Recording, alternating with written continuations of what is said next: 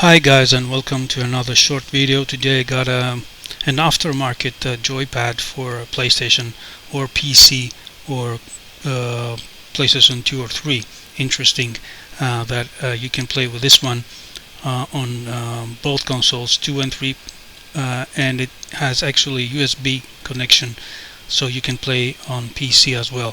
So it's not the first time that I got an aftermarket gamepad, and I wanted to just compare it to the original Sony gamepad that comes along with PlayStations, especially PlayStation 2, because that was still is my favorite console ever. So we can see that it's identical. It has all the keys needed, and every operation, the LED indicator, whatever, comes in many colors. And let's see if this thing, or generally speaking, aftermarket gamepads are good enough to support your gaming experiences. And we can try to compare it to the original Sony gamepad as well.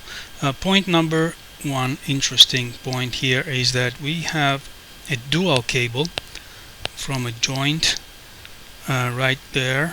We have two cables coming out, one USB and one classic PS2 connector. So that is interesting. This is how you can connect it on both systems, and can also be used on PCs.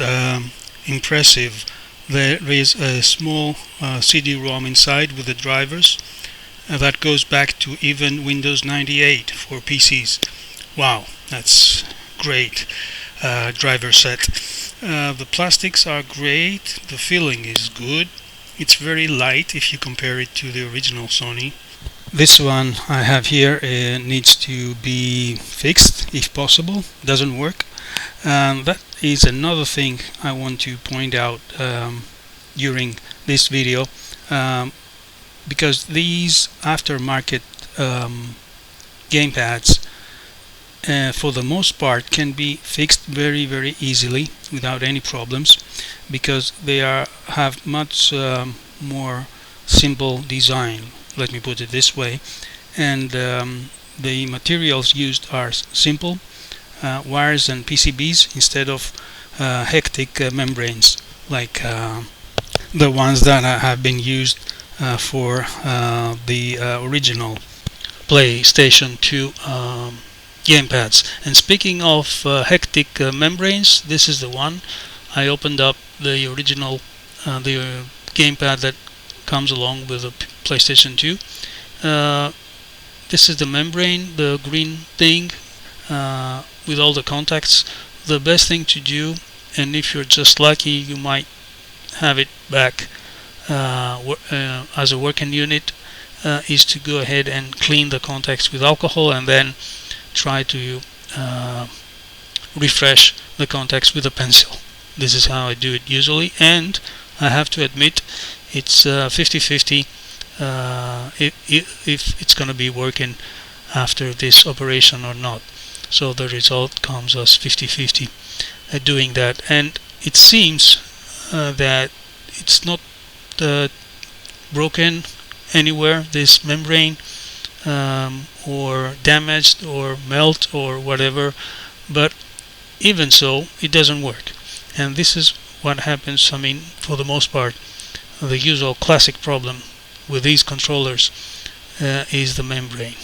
And the membrane is connected to this edge connector to the rest of the circuit, and there is this controller chip right there somewhere in the middle.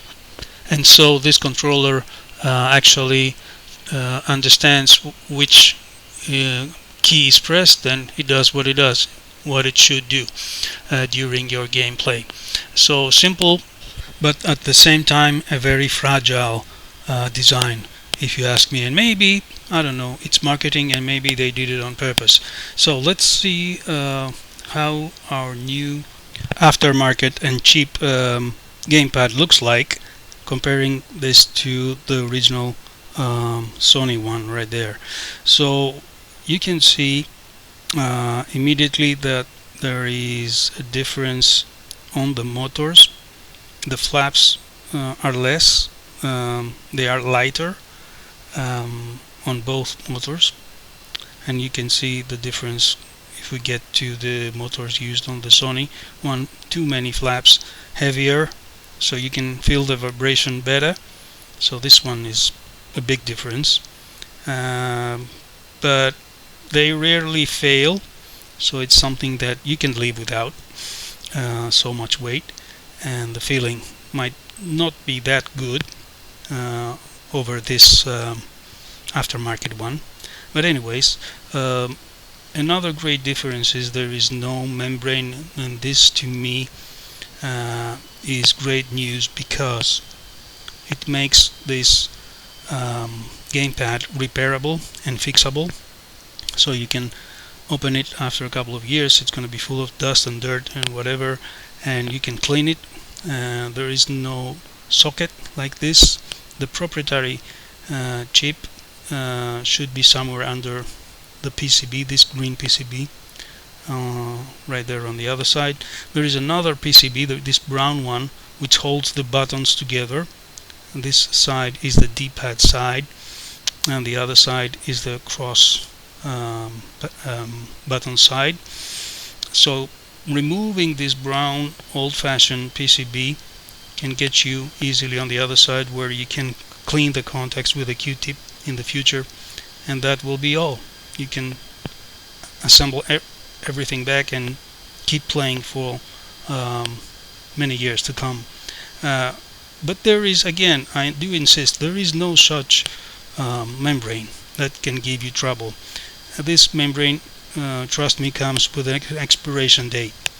So, and no complex design controller like the chip, like the socket, some things that might fail over time, they have no place on this particular cheap aftermarket controller. And I like that, because as I said, it makes it fixable, repairable, and simple. That's what you care about. Not to mention that it comes to you with like price tag 1/3 or 1/4 the price of the original one. And this brown PCB is the key. Keep it clean on this other side where the buttons are, and that's it. You're good to go for years of gameplay, endless gameplay. So I think it's worth it. That's my feeling. You can always open it without any fear. You won't damage anything so easily like this one. Clean it, put everything back, and you're good to go. No need for membranes, looking for trouble, shooting some failure, because it's something that for the most part it's going to be the membrane and the membrane only, and it's doesn't worth to invest in replacing it. So I'm gonna go ahead now and use the control pad test. If you guys don't have this in your collection, just go ahead and download it to check the new aftermarket gamepad. Actually what it does is you go ahead and press each and every key, and you got a reading on the screen, like this one is pressed OK, the other one is pressed OK. And sometimes if you play simple games, you don't know if every button is working, and so this piece of software is very useful. So I'm playing around with the keys, I can see the values changing, so I'm pretty sure that each and every key is in working state, and we're good. I hope I didn't break anything by opening this up, and so far it looks good. So don't be afraid. Conclusion is, and bottom line is, and absolutely my suggestion is, don't be afraid to get a cheap aftermarket controller for your PlayStation 2 or 3 in this case, because it might be very convenient way to keep on playing with less money spent, and it will last longer. Although it sounds a bit weird to you now, but yeah, it might last longer over time, because you can open it, clean it, fix it, solder back wires, do whatever it takes, and put it back in working state. This is, unfortunately, this is not possible always with the original Sony ones, because of these hectic membranes and the complex circuit and the materials used. So I got, as I said, I have a bunch of them non-working, and I tried to fix them many times, and then I just felt like enough with that. I'm not gonna waste any more time. I got another one here. You can find many brands around. This one is my favorite, the Logic 3. It has the same design like the white one. Two PCBs, no membranes whatsoever. It has a couple of extra keys, and it looks good. It's robust. The plastic, the quality of the plastics are great, and the weight also is better than this white one, the new one that I got. So this one is my favorite, absolutely. It's been around for, I don't know, 5-6 years now, and whatever I do it using this Logic 3 aftermarket gamepad again. The Sony ones, sorry to say, but it comes with an expiration date. I told you before. So don't be afraid to invest just a few bucks on aftermarket gamepads. That's the bottom line. At least this is my suggestion to you, and I'm looking forward to read your comments. How do you feel about it? What do you think about it?